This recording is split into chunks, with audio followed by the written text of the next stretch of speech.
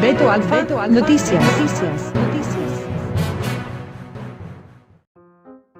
Hola, ¿qué tal amigos? Es un gusto saludarles y bienvenidos sean a otro video más de Beto Alfa Noticias. En esta ocasión tenemos de nuevo al doctor Juan Bosco Abascal Carranza. Muy buen día, doctor, ¿cómo se encuentra? ¿Qué tal, mi querido Beto Alfa Noticias? Pues muy feliz, como siempre, muy contento de que me abras este maravilloso espacio en tu canal y aprovechar que nos escuchen más de 100,000 personas ya, más todos los que se vayan pegando, ¿no?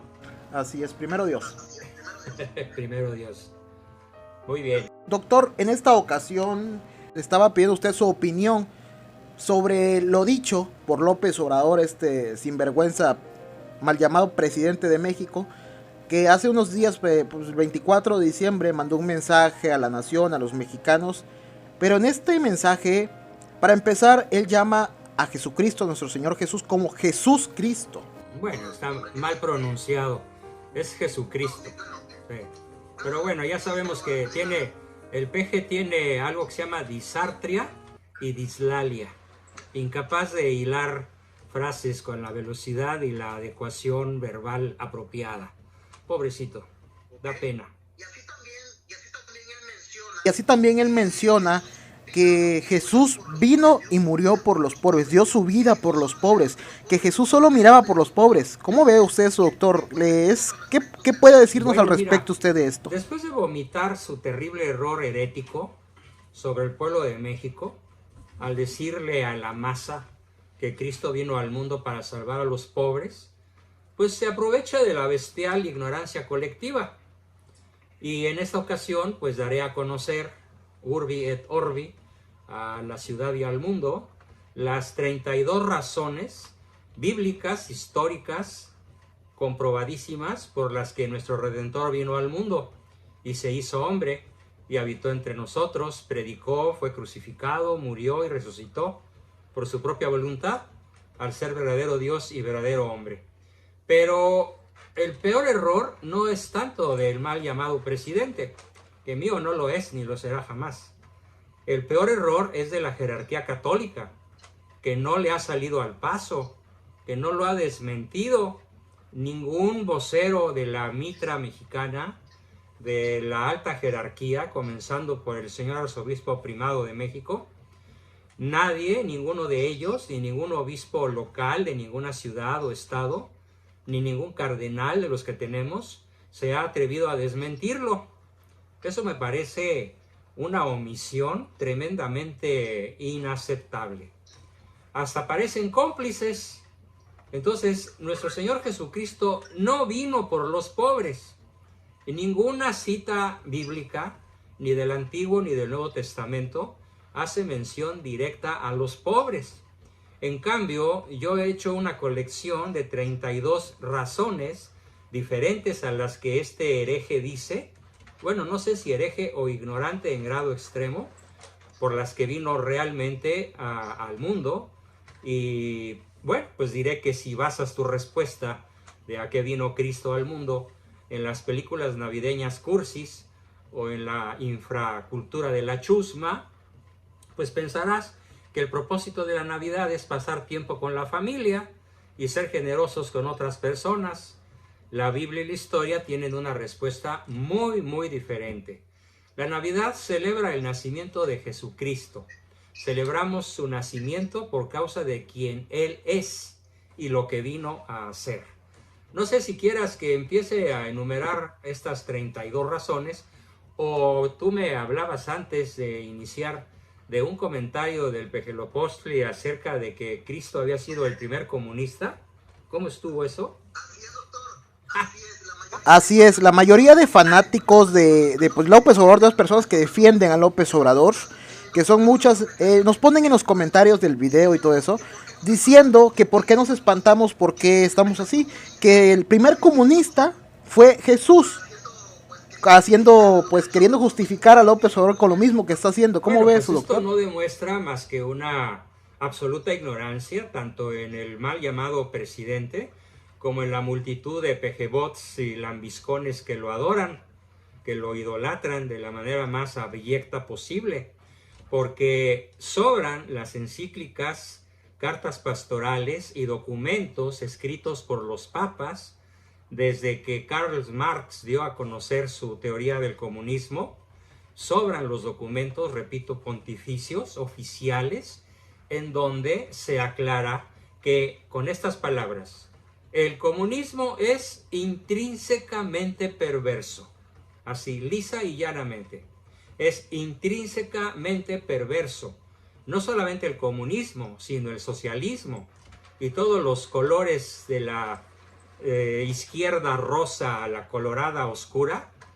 Toda posición izquierdosa es intrínsecamente perversa y jamás ha habido ni habrá jamás una modificación de la doctrina de la Iglesia al respecto. Entonces, que quede claro para todo el público, que todo el mundo lo escuche bien. Pueden poner en su buscador encíclicas papales condenando al comunismo y la avalancha de información va a sobrar. ¿Correcto? Esa es mi respuesta contundente. No hay de otra. Sí, claro, o sea, esto es una locura, ¿no? ¿Cómo que Jesucristo fue el primer comunista? Para nada. No, es una locura, o sea, y de esta forma quieren justificar que AMLO también está haciendo lo mismo que él porque según era comunista. Lo que AMLO está haciendo, lo que malo está haciendo, se llama asistencialismo. Y no está él preocupado por los pobres, ni ocupado de remediar su situación. Él realmente está ocupado únicamente de conseguir votos para perpetuarse en el poder. Que no nos venga con el cuento de que regalar cientos de miles de millones de pesos a los que no trabajan, a los ninis, a los que no roban guachicol, a los buenos para nada, hijazos de mi vidaza, gordolfos gelatinos, que no me venga con el cuento de que eso es caridad cristiana. Eso es asistencialismo, demagógico, y solamente tiene como finalidad la de perpetuarse en el poder. Así que despierten, mexicanos. No hay tal caridad cristiana en el ánimo del malo, para nada. Es una trampa que espero que muy pronto se le revierta. He dicho. Sí. Así es, doctor. Y ya una vez dicho esto, pues continuamos, ¿no? Para que la gente, con la gente sepa muy bien qué es a lo que vino nuestro Señor, ¿no? Hice un estudio en donde incluso cito las frases sacadas de la Biblia, ya sea del Antiguo o del Nuevo Testamento.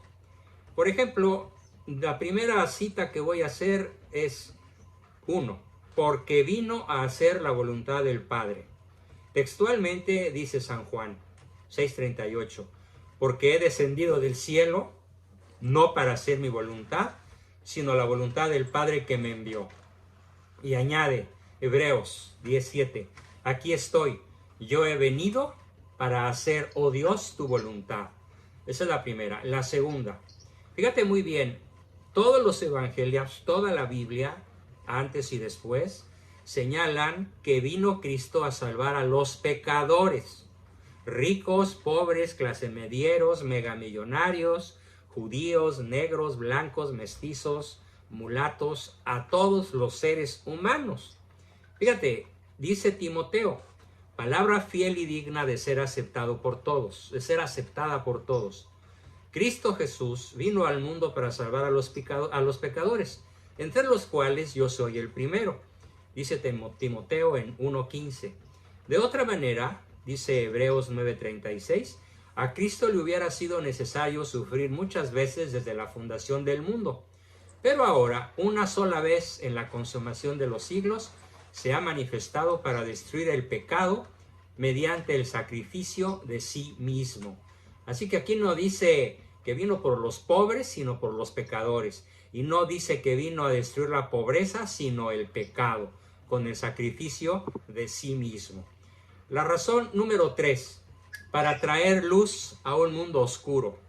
Yo, la luz, he venido al mundo para que todo el que cree en mí no permanezca en tinieblas, dice Juan 12:46. Y el mismo Juan 15:22 dice, si yo no hubiera venido y no les hubiera hablado, no tendrían pecado, pero ahora no tienen excusa por su pecado. O sea, está acusando al malo que no tiene excusa por no saber a qué vino. O sea, la ignorancia de este señor es verdaderamente asombrosa. Se queda uno catatónico, pero no tanto de que él lo diga, porque a él es natural la ignorancia. Nació ignorante y se morirá ignorante. Lo terrible es el silencio de la jerarquía católica y el que el ancho México se lo trague sin la menor capacidad de discriminación entre la verdad y la mentira. Ajá. ¿Cómo ves? Bueno. No, pues no es nada comparado con lo que este señor está diciendo, ¿no?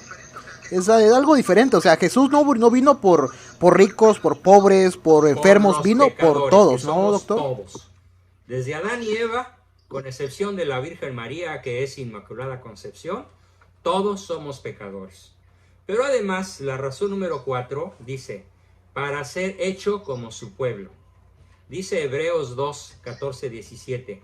Así que por cuanto los hijos participan de carne y sangre, también Jesús participó de lo mismo, para anular mediante la muerte el poder de aquel que tenía el poder de la muerte, es decir, el demonio, y librar a los que por temor a la muerte estábamos sujetos a la esclavitud durante toda la vida, porque ciertamente no ayuda a los ángeles.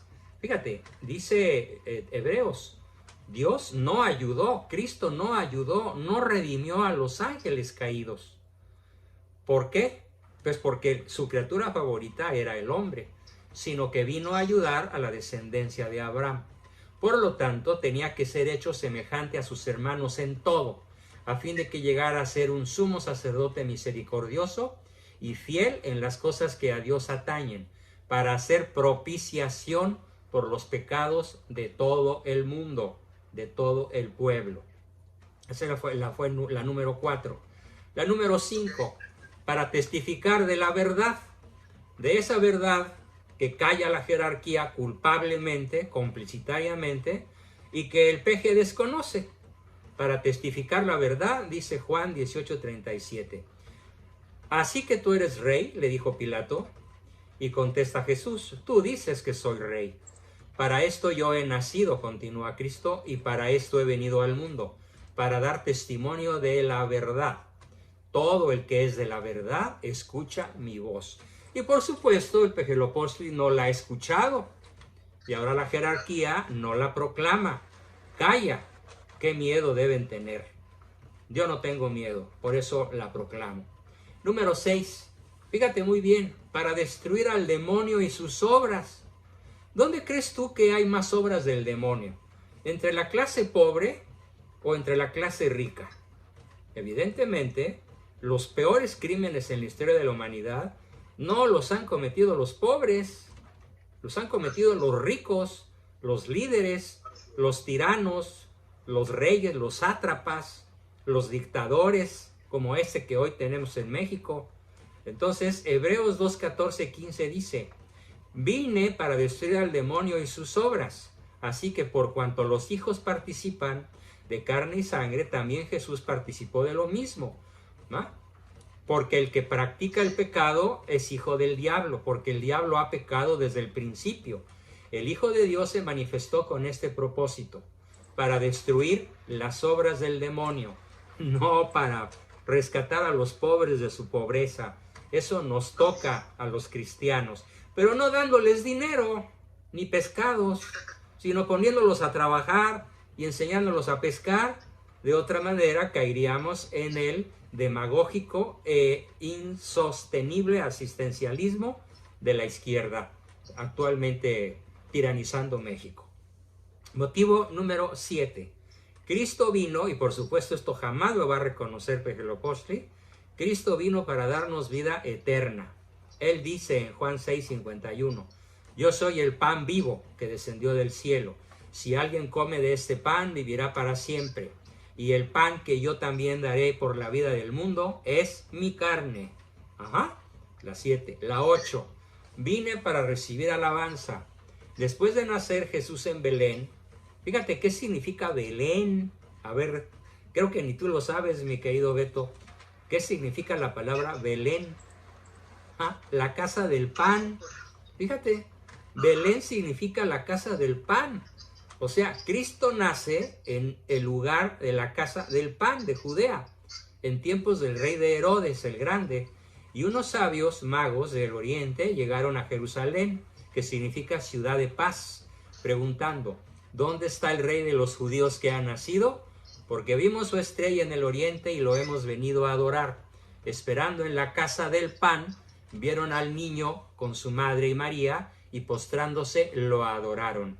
Y abriendo sus tesoros, le presentaron sus obsequios de oro como a rey, incienso como a Dios, y mirra como a verdadero hombre. Mateo 2, 1, 2, 11. Esa es la 8. La 9, no contento con los 8 motivos que ya tenemos, vino por un noveno, para traernos un gozo interminable e inmenso. Pero el ángel les dijo, no teman, porque les traigo buenas nuevas de gran alegría, de gran gozo, que serán para todo el mundo. Lucas 2:10. La número 10, para demostrarnos humildad verdadera, de esa que obviamente al pejelopostre y a la jerarquía les hace falta. Dice Filipenses 2, 5, 8. Haya pues en ustedes esta actitud, esta manera de pensar, que hubo también en Cristo, el cual, aunque existía en forma de Dios, no consideró el ser igual a Dios como algo a que aferrarse, sino que se despojó a sí mismo, tomando forma de siervo, haciéndose semejante a los hombres, y hallándose en forma de hombre, se humilló él mismo, haciéndose obediente hasta la muerte, y muerte de cruz. Por supuesto, estas cosas hoy todo el mundo las calla. Qué terrible, ¿no? Parece que nadie sabe a qué vino Cristo y todo el mundo celebra la Navidad sin tener la menor idea de qué estamos celebrando. Aquí quedaría muy bien la expresión muy mexicana, ¿no? ¿Qué diablos estamos celebrando? Pues parece que estamos celebrando a Lucifer y no a Cristo, man. Y también es triste, doctor, de que muchas personas, ni aún oyendo lo que dice este gobierno, ese señor, le siguen aplaudiendo, ¿no? La estupidez bueno, es que un dice. estúpido solamente le aplaude a otro estúpido. Y un estúpido busca el aplauso de los estúpidos, porque sabe que el aplauso de los inteligentes jamás lo va a tener. La número 11, para predicar el evangelio. A ver, ¿cómo no se le ocurre al pejeloposti siquiera este número 11? Cristo vino a predicar la buena nueva, vino a predicar el evangelio.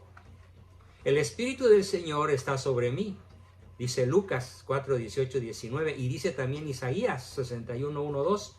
El Espíritu del Señor está sobre mí, porque me ha ungido para anunciar el evangelio a los pobres. Me ha enviado para proclamar libertad a los cautivos y la recuperación de la vista a los ciegos, para poner en libertad a los oprimidos y para proclamar el año favorable del Señor. O sea, para predicar la buena nueva a todos. Ajá. Cautivos, pobres, ricos, ciegos, oprimidos, etcétera, etcétera, etcétera. Por eso el lenguaje original dice promultis. Y promultis no se traduce como mucho, se traduce como la multitud. Obviamente incluye a la chusma y a sus líderes, ¿no? Bien, esa fue la número 11. La número 12, para juzgar. Además déjame decirte una cosa bien importante. En el Evangelio la palabra pobre no significa persona desposeída de riqueza o persona que no tiene recursos para comer o para sobrevivir. La palabra pobre en el Evangelio, bien aplicada, significa que no hay soberbia. O sea, solo los pobres de espíritu reconocemos a Cristo como Dios y Redentor y verdadero Dios y verdadero hombre. En cambio, los ricos o soberbios de espíritu no lo van a reconocer jamás. Ajá. Bien. Dice la número 12, para juzgar. Cristo vino para juzgar. ¿Sí? Lo dice San Juan 9, 39, 41. Nadie, ni tú, malo, digo yo, escaparás a su tremendo juicio por ser la cabeza visible en México de la cultura de la muerte. Y Jesús dijo, yo vine a este mundo para hacer juicio, para los que no vean, vean, y para los que se ven, se vuelvan ciegos.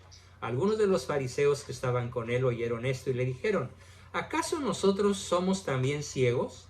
Jesús les dijo, Si ustedes fueran ciegos, no tendrían pecado. Pero ahora, porque dicen, vemos, su pecado permanece. ¿Por qué? Porque lo ven y no renuncian a él. Ajá. Bien, esa fue la número 12 y seguimos de una vez con la 13. La 13 es riquísima, fíjate, dice Tito 2, 13, 14. Vino Cristo para dar su vida en rescate por la multitud, porque ni aun el Hijo del Hombre vino para ser servido, sino para servir y para dar su vida en rescate por la multitud. Marcos 10, 45. Aguardando la esperanza bienaventurada y la manifestación de la gloria de nuestro gran Dios y Salvador Cristo Jesús, Él se dio por todos nosotros para redimirnos de toda iniquidad y purificar, y aquí aclaro, y interrumpo la palabra de Tito para decir mi opinión, ¿sí? No hay ninguna iniquidad en ser pobre en el sentido financiero. Vino para redimirnos de toda iniquidad. No está hablando de la pobreza material. Y para purificar para sí un pueblo para posesión suya, celoso de realizar buenas obras. Esa fue la causa número 13. Y nos vamos, si quieres, de una vez a la 14. Fíjate, para cumplir la ley y los profetas. No piensen, dice Mateo 5, 17, no piensen que he venido para poner fin a la ley o a los profetas. No he venido para ponerle fin, sino para cumplirla. Ajá. 15, para revelar el amor de Dios al mundo. No dice a los pobres, dice al mundo. Y en el mundo, que yo sepa, no habitamos marcianos. Ajá. Ni ricos, ni solo pobres o solo ricos o clase medieros, sino que habitamos toda la humanidad, desde Adán y Eva hasta la fecha. Y dice Juan 3:16, porque de tal manera amó Dios al mundo, que nos dio a su Hijo unigénito, para que todo aquel que crea en Él no se pierda, sino que tenga vida eterna. Nada más quiero que te imagines al peje en Palacio, diciendo como mensaje de Navidad, vino Cristo al mundo para darnos vida eterna. Capaz que en esos momentos la masonería le manda un misil desde sepa Dios cómo para aniquilarlo. Por eso, aunque lo supiera, nunca lo va a decir, porque el miedo no anda en burros, Claro. bueno, no anda en malos, ¿no? Es un masón grado 33 que además publica en el video de Marras al que nos estamos refiriendo, publica una foto, un cuadro grande, muy bien hecho, con un águila imperial mexicana y encima del águila un gorro frigio, que es un símbolo masónico. O sea, todo México está subordinado a la masonería. Pero esto, pues prácticamente desde 1824, salvo 3 personajes que puedo decir rápidamente. Agustín de Iturbide, que es asesinado por la masonería. Don Miguel Miramón, también asesinado por la masonería. Y en su fase final, Porfirio Díaz, echado de México y del trono presidencial por la masonería. Salvo esos 3 mandos de primer nivel en el país, todos los demás, sin excepción, han sido masones. Y yo creo que de los peorcitos que ha dado la historia de México. Bueno, aclarada tu pregunta. Ajá. Y entonces nos vamos a la razón de la venida de Cristo número 16. Para llamar a los pecadores al arrepentimiento. No dice para llamar a los pobres a la riqueza y la abundancia. Porque además déjame decirte que esa es la idea protestante. La idea protestante es que la prosperidad económica los señala como hijos de Dios. Y los protestantes que fundaron el USA siempre consideraron que todas las demás naciones no merecerían nunca el ser llamados hijos de Dios porque no eran prósperas, tan prósperas como ellos. Así fue como surgió el protestantismo, que hoy todavía tiene a más de la mitad de la población norteamericana prisionera, ¿no? Bueno, entonces, Cristo vino para llamar a los pecadores al arrepentimiento. Y este es un mensaje directo al pejelopostli. Malo, aún te puedes arrepentir. Al oír esto, Jesús les dijo, los que están sanos no tienen necesidad de médico, sino los que están enfermos. No he venido por los justos, sino por los pecadores. Y que yo sepa, los pecadores más grandes de la historia son los ricos, no los pobres. Ajá. Y me refiero aquí a los pobres en el sentido económico, o de vestimenta, o de casa, o de recursos. Son los que más tienen, los peores pecadores de la humanidad. Marcos 2:17. Y nos vamos a la número 17. Cristo vino para morir por todos nosotros los hombres, no por los pobres. En verdad les digo que si el grano de trigo no cae en tierra y muere, quedará él solo y estéril. Pero si muere, producirá mucho fruto. El que ama su vida, su alma la pierde. Y el que aborrece su vida, alma en este mundo, la conservará para la vida eterna. Si alguien me sirve, que me siga. Y donde yo estoy, allí también estará mi servidor. Si alguien me sirve, el Padre lo honrará. Ahora mi alma se ha angustiado, ¿y qué diré? Padre, sálvame de esta hora. No, porque para esto he llegado hasta esta hora. Juan 12, 24, 27. Número 18. Para buscar y salvar lo que se había perdido. Cuando Jesús llegó al lugar, miró hacia arriba y le dijo: Zaqueo, date prisa y desciende, porque hoy debo quedarme en tu casa. Hoy ha venido la salvación a esta casa, le dijo Jesús a Zaqueo, ya que él también es hijo de Abraham, porque el Hijo del Hombre ha venido a buscar y a salvar lo que se había perdido. Lucas 19, 5, 9, 10. Y Zaqueo no era ningún pobrecito. Hasta donde yo recuerdo era un cobrador de impuestos. Bueno, esto de que vino por los pobres ya mejor lo tomo a chunga. ¿Eh? La número 19. Cristo vino para servir. Dice Marcos 10:45. Porque ni aun el Hijo del Hombre vino para ser servido, sino para servir y para dar su vida en rescate por la multitud. La 20. Cristo vino a traer la verdadera paz, porque Él mismo es nuestra paz, y de ambos pueblos hizo uno, derribando la pared intermedia de separación, poniendo fin a la enemistad en su carne, la ley de los mandamientos expresados en sus ordenanzas, para crear en Él mismo de los dos un nuevo hombre, estableciendo así la paz, y para reconciliar con dos a los dos en un cuerpo por medio de la cruz, habiendo dado muerte en ella a la enemistad. Y vino y anunció paz a ustedes que estaban lejos, y paz a los que estaban cerca.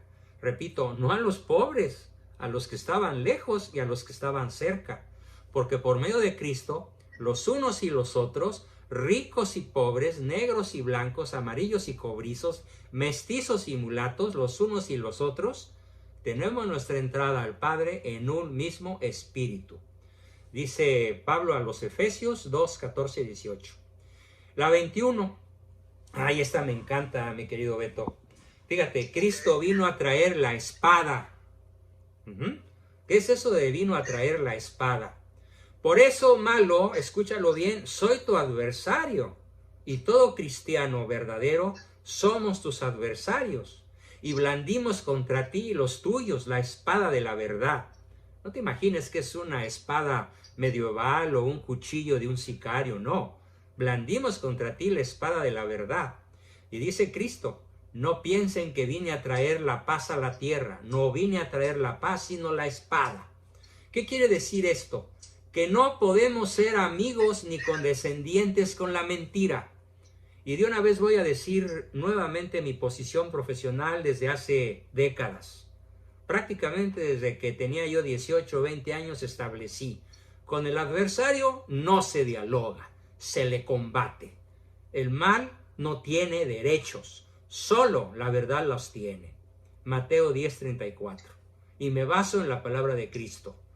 ¿Sí? En las propias palabras de Cristo transferidas al Evangelio por San Mateo. No vino a contemporizar con el mundo. No vino a hacer del catolicismo algo más atractivo.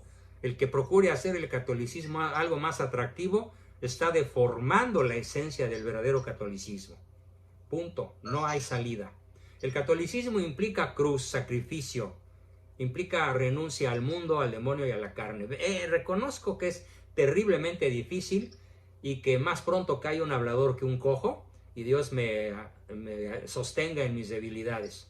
Pero esa es la verdad, no estamos para contemporizar con el mundo, sino para combatir con la espada de la verdad. Lo siento mucho, pero así es. Los 4 evangelistas lo reafirman. Y nos vamos a la 22. Cristo vino para vendar, y bueno, aquí me incluyo, a los quebrantados del corazón. El Espíritu del Señor Dios está sobre mí, porque me ha ungido el Señor para traer buenas nuevas a los afligidos, y me ha enviado para vendar a los quebrantados del corazón. Me ha enviado para proclamar la libertad a los cautivos y la liberación de los prisioneros. Pero no se refiere a los cautivos o prisioneros de los galeotes, o de los campos de concentración. Se refiere a los cautivos y prisioneros por el pecado. He llegado para proclamar el año favorable del Señor y el día de la venganza de nuestro Dios, para consolar a todos los que lloran, para conceder a los que lloran en Sión y les dé la diadema en vez de ceniza, aceite de alegría en vez de luto, manto de alabanza en vez de espíritu abatido, para que sean llamados robles de justicia, plantío del Señor, para que Él sea glorificado. Bueno, esto hasta como composición poética resulta formidable. Lo leemos en Isaías 61 del 1 al 3. Y nos vamos a la razón número 23. Cristo vino para darnos el espíritu de adopción. ¿Qué significa esto? Dice Gálatas 4:6.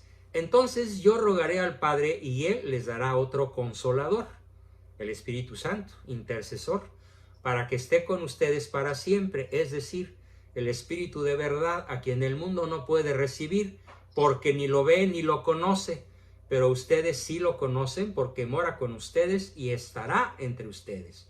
Juan 14, 16, 17. Y concluye Gálatas, y porque ustedes son hijos, Dios ha enviado el Espíritu de su Hijo a nuestros corazones y nos ha enseñado a clamar, Abba, Padre. Bueno, incluso aquí te puedo presumir que mi apellido, Abascal, significa padre de muchos. Abba, porque en arameo, Abba es padre. Y mi apellido tiene un origen tan remoto como ese. Bueno, la número 24. Para hacernos partícipes de la naturaleza divina. Fíjate qué cosa tan tremendamente impresionante. Cristo vino para hacernos partícipes de la naturaleza divina. O sea, somos elevados al morir en gracia en Él al orden sobrenatural.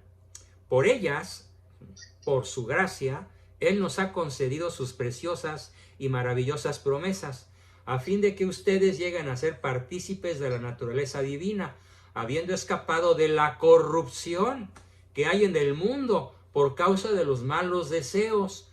Nuevamente, esto lo dice Pedro 1:4, no está diciendo habiendo escapado de la pobreza. Por Dios, Pejeloposti, ya basta de estupidez. Está diciendo habiendo escapado de la corrupción que hay en el mundo por causa de los malos deseos. Y uno de los peores deseos que a todas luces tiene este tirano es el deseo de poder ilimitado, de poder sin contrapisas, sin contrapesos, de poder absoluto. Para eso ha suprimido, para eso ha defenestrado, para eso ha descompuesto o les ha quitado el presupuesto a todas las organizaciones de la sociedad civil que pudieran hacer contrapeso al omnímodo ya poder que tiene este gran Tlatoani Pejelopostli. Así que, ¿a qué se refiere la venida de Cristo?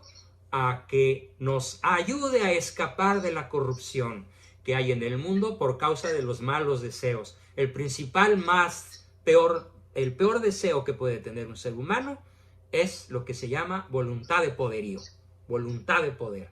Es la soberbia en toda su plenitud, de la cual, como le dice el Ejército Zapatista de Liberación Nacional a la 4T, no le dice la cuarta transformación, sino la cuarta destrucción. Buen puesto. Número 25. La cuarta destrucción. Número 25. Para reinar como rey. Porque un niño nos ha nacido, un hijo nos ha sido dado, y la soberanía reposará sobre sus hombros.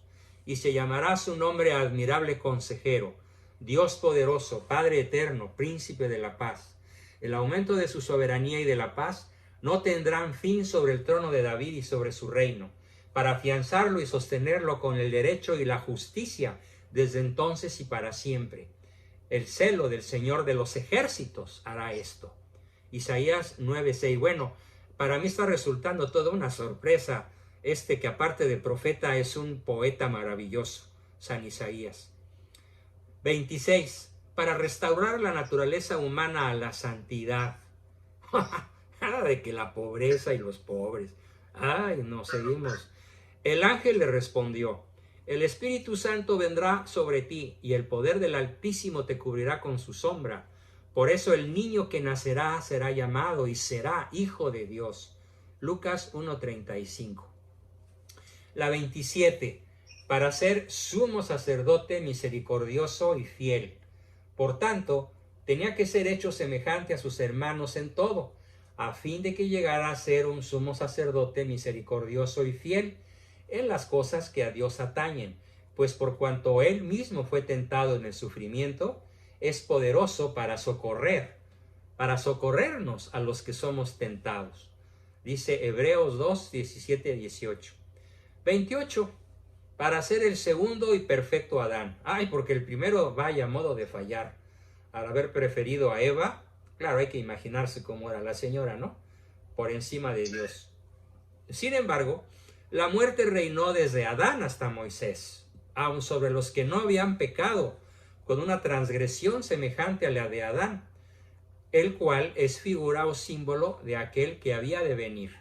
Pero no sucede con la dádiva como con la transgresión, porque si por la transgresión de uno murieron todos, morimos muchos, mucho más la gracia de Dios y el don por la gracia de un hombre, Jesucristo, abundó la gracia para muchos. Dicho de otra manera, donde abundó el pecado, sobreabundó la gracia. Romanos 5, 14, 15. La número 29, fascinante.